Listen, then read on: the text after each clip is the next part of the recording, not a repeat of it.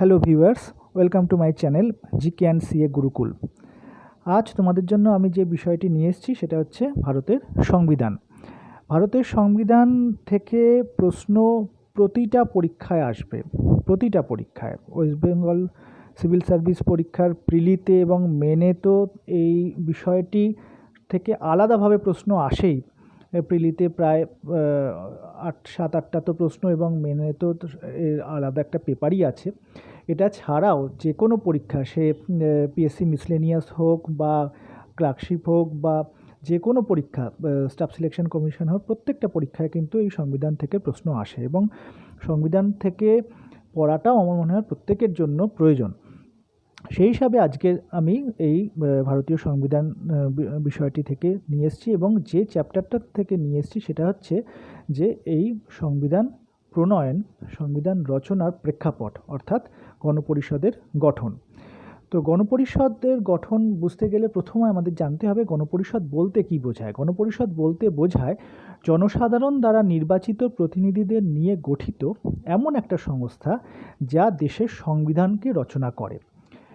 তো এই গণপরিষদের ধারণা কিন্তু প্রথম যিনি দিয়েছিলেন তিনি হচ্ছেন এম.এন. রয়। হ্যাঁ, তো এম.এন. রয় প্রথম দিয়েছিলেন তার ভ্যানগার্ড পত্রিকাতে। তো পরবর্তীকালে গান্ধীজিও কিন্তু তার হরিজন পত্রিকাতে এই গণপরিষদের প্রয়োজনীয়তা সম্পর্কে কিন্তু সুস্পষ্ট মতামত দিয়েছিলেন। তো এই গণপরিষদ গঠন করবার জন্য ব্রিটিশ সরকার আমাদের এই ভারতবর্ষে যে মিশনটি পাঠিয়েছিল সেই মিশনটির নাম হচ্ছে ক্যাবিনেট মিশন বা মন্ত্রী মিশন, যেটা 1946 সালে তৈরি হয়। তো ব্রিটিশ সরকারের 3জন ক্যাবিনেট পর্যায়ের মন্ত্রীকে পাঠিয়েছিলেন। তাদের মধ্যে হচ্ছে স্যার প্যাথিক লরেন্স, তিনি সভাপতি ছিলেন, স্যার স্ট্যাফোর্ড ক্রিপস এবং এভি আলেকজান্ডার। এই 3জনকে নিয়ে তৈরি হয়েছিল ক্যাবিনেট মিশন এবং তারা আসে আমাদের ভারতবর্ষে 1946 সালে 24শে মার্চ তারা দিল্লিতে এসে পৌঁছায়। তো সেইটার উপর ভিত্তি করে পরবর্তী যে প্রশ্নটা, যে কোন পরিকল্পনার ভিত্তিতে ভারতে গণপরিষদ গঠিত হয়, সেটা হচ্ছে ক্যাবিনেট মিশন। মনে রাখবে এই প্রশ্নটা বহুবার আসে যে কোন পরিকল্পনার ভিত্তিতে ভারতে গণপরিষদ গঠিত হয়েছিল, সেটা হচ্ছে ক্যাবিনেট মিশন। সেটা সালটাও মনে রেখো, 1946। নেক্সট হচ্ছে গণপরিষদের প্রথম অধিবেশন কবে বসে। গণপরিষদের প্রথম অধিবেশন বসে হচ্ছে 9 ডিসেম্বর 1946। 1946 সালের 9 ডিসেম্বর কিন্তু গণপরিষদের প্রথম অধিবেশন বসে। প্রথম অধিবেশন কোথায় বসেছিল? প্রথম অধিবেশন বসেছিল কিন্তু নতুন দিল্লির কনস্টিটিউশন হলে। পরবর্তীকালে এই প্রশ্নটি আছে। তো যাই হোক, গণপরিষদের প্রথম সভার সভাপতিত্ব কে করেন? নেক্সট প্রশ্ন হচ্ছে এইটা, গণপরিষদের প্রথম সভার সভাপতিত্ব কে করেন? সচ্চিদানন্দ সিনহা। মনে রাখবে উনি কিন্তু স্থায়ী সভাপতি ছিলেন না, উনি কিন্তু অস্থায়ী সভাপতি ছিলেন। এবং সেইটা সূত্র ধরেই পরবর্তী প্রশ্নটা হচ্ছে যে কার প্রস্তাব অনুসারে সচ্চিদানন্দ সিনহাকে গণপরিষদে অস্থায়ী সভাপতি হিসাবে মনোনীত করা হয়েছিল? তিনি হলেন জে.বি. কৃপালানি। জে.বি. কৃপালানির প্রস্তাবক্রমেই কিন্তু সবথেকে বয়োজ্যেষ্ঠ যে সদস্য সচ্চিদানন্দ সিনহা, তাকে গণপরিষদের অস্থায়ী সভাপতি হিসেবে নিযুক্ত করা হয়েছিল। এবং মনে রাখবে এই রীতিটি কিন্তু, এই বয়োজ্যেষ্ঠ মানুষকে সভাপতি করার রীতিটি, এটি কিন্তু ফরাসি রীতি অনুসারেই করা হতো। নেক্সট, তাহলে উনি তো ছিলেন অস্থায়ী সভাপতি, তাহলে স্থায়ী সভাপতিকে, গণপরিষদের স্থায়ী সভাপতি হয়েছিলেন ডক্টর রাজেন্দ্র প্রসাদ। তা প্রশ্নটা যদি এভাবে দেয় যে গণপরিষদের সভাপতি কে ছিলেন, তখন কিন্তু আর উত্তর সচ্চিদানন্দ সিনহা হবে না, তখন কিন্তু উত্তর হবে ডক্টর রাজেন্দ্র প্রসাদই।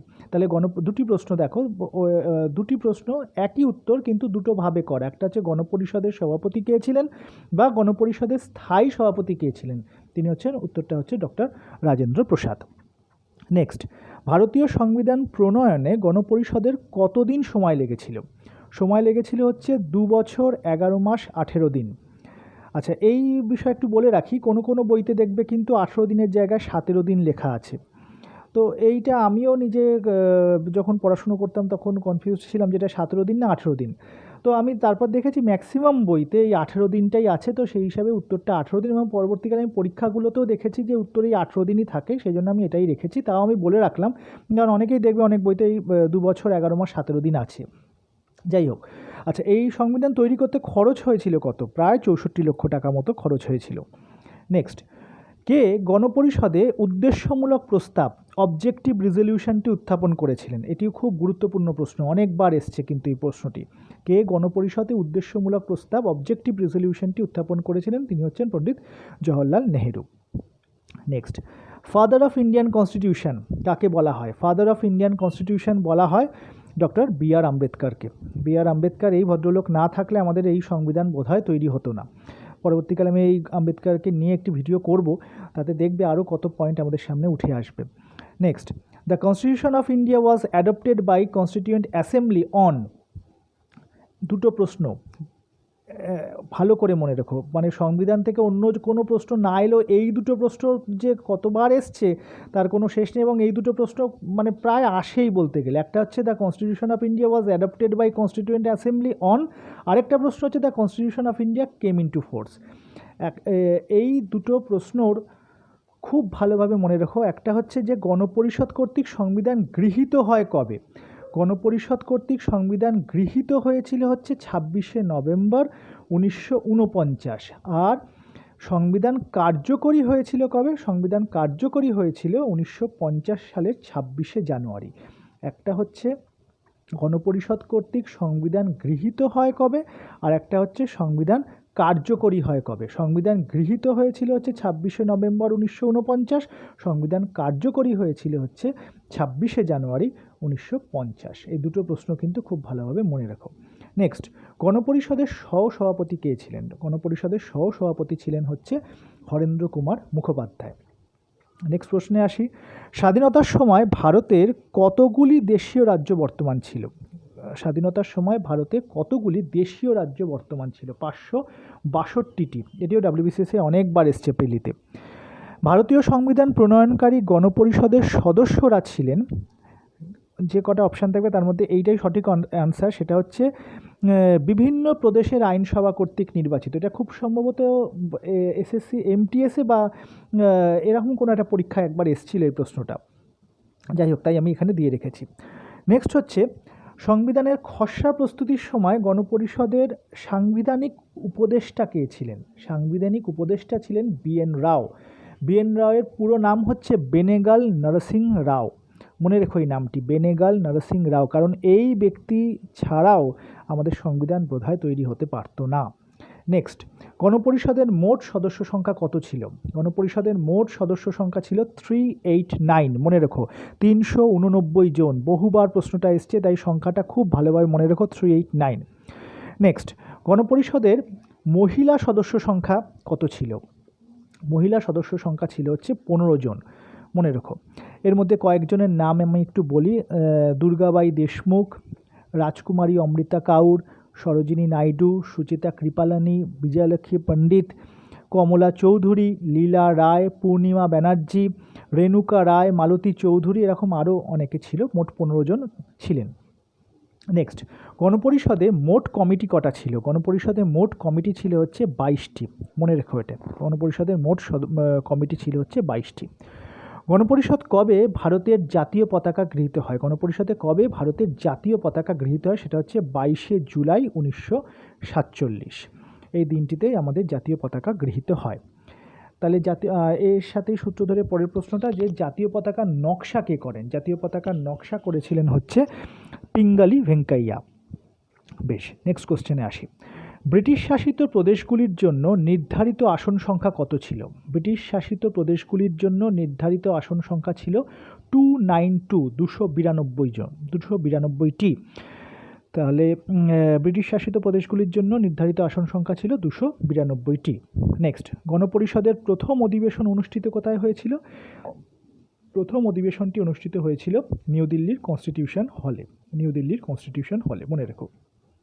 নেক্সট, গণপরিষদে ইঙ্গ ভারতীয় প্রতিনিধি কে ছিলেন? গণপরিষদের ইঙ্গ ভারতীয় প্রতিনিধি ছিলেন হচ্ছে ফ্র্যাঙ্ক অ্যান্টনি। ফ্র্যাঙ্ক অ্যান্টনি ছিলেন হচ্ছে গণপরিষদের ইঙ্গ ভারতীয় প্রতিনিধি। নেক্সট, ড্রাফটিং কমিটি, সব থেকে গুরুত্বপূর্ণ যে কমিটিটি, ড্রাফটিং কমিটির সভাপতি কে ছিলেন? ড্রাফটিং কমিটির সভাপতি ছিলেন B.R. আম্বেদকর। B.R. আম্বেদকর ছিলেন কিন্তু ড্রাফটিং কমিটির সভাপতি, এটা তোমরা মনে রেখো। নেক্সট, ভারতের সংবিধান দিবস কবে পালিত হয়? সংবিধান দিবস পালিত হয় হচ্ছে 26শে নভেম্বর। নেক্সট, গণপরিষদের খসড়া কমিটি, এই যে ড্রাফটিং কমিটি যেটা বললাম, গণপরিষদের খসড়া কমিটির মোট সদস্য সংখ্যা কত ছিল? গণপরিষদের খসড়া কমিটির সদস্য সংখ্যা ছিল হচ্ছে 7 জন। আচ্ছা, এই 7 জন, এটা তোমরা ভীষণভাবে মনে রাখো। এদের মধ্যে ছিলেন হচ্ছে M Gopalaswami Ayyangar, K M Munshi, এরা সব ছিলেন। তো এই প্রশ্নটাও কিন্তু ভীষণভাবে গুরুত্বপূর্ণ। নেক্সট, মুসলিম লীগের সদস্যগণ তাদের নাম প্রত্যাহার করে নিলে গণপরিষদের মোট সদস্য সংখ্যা কত হয়ে দাঁড়ায়?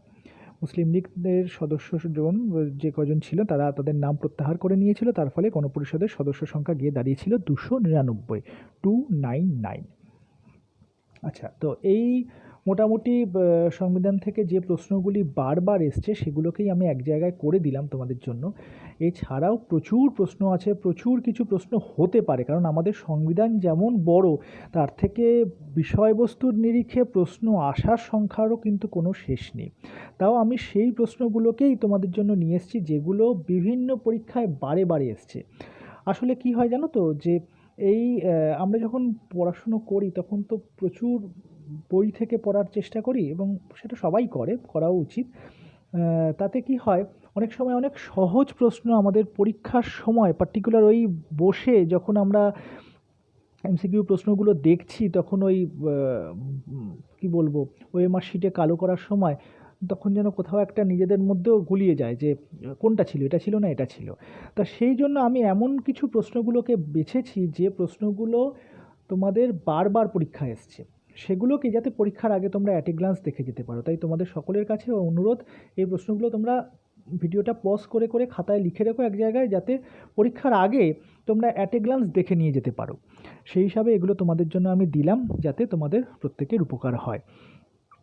তো আজকে ভিডিওটা আমি এই পর্যন্তই রাখি। পরবর্তীকালে আবার অন্য বিষয় নিয়ে আমি আসবো, বা সংবিধান থেকেও অন্য ভিডিও আসবে পরবর্তীকালে। তো তোমাদের সকলের কাছে আমার অনুরোধ, আমার এই চ্যানেলটি নতুন, তোমরা এই ভিডিওগুলিকে ভালো লাগলে লাইক করো, কমেন্ট করো, তোমরা কী ধরনের বিষয় থেকে প্রশ্ন দেখতে চাইছো সেটা নিয়ে কমেন্ট করতে পারো, আমি সে ধরনের ভিডিও তোমাদের জন্য নিয়ে আসবো। আর যারা চ্যানেলটিকে সাবস্ক্রাইব করছো না করেই শুধু ভিডিও দেখছো, তাদের কাছে অনুরোধ, তোমরা অবশ্যই এই চ্যানেলটিকে সাবস্ক্রাইব করো, বন্ধুদের সাথে শেয়ার করো, যাতে আমার এই চ্যানেলটি এগিয়ে যায়। তোমাদের কাছে এই অনুরোধ রইল। এই অনুরোধটি রেখেই তোমরা সকলে ভালো থাকো। আসছে যে পরীক্ষাগুলো সেগুলোতে সকলে খুব তাড়াতাড়ি সাফল্য পাও, এই কামনা করে আজকের ভিডিও আমি এখানে শেষ করছি। প্রত্যেকে ভালো থাকো, সুস্থ থাকো। আজকে আসি, আবার পরবর্তী ভিডিওতে তোমাদের সাথে আলোচনা হবে। ধন্যবাদ।